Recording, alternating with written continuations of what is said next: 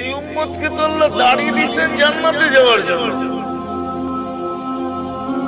কিন্তু এই উম্মত সারা দিন দাড়ি কাটে, ঠিক না? কি রাখে কয়জন আর কাটে কয়জন, ঠিক না? সত্য তো।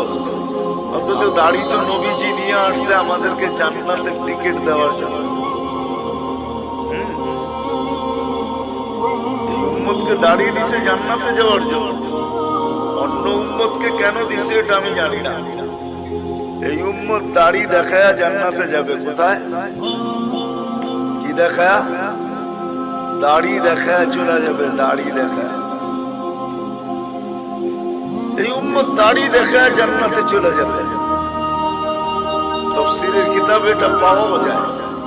কিতাবে আছে মুহাদ্দিসে জামান, জামানার সবচেয়ে বড় মুহাদ্দিস মারা গেছে, সঙ্গীরা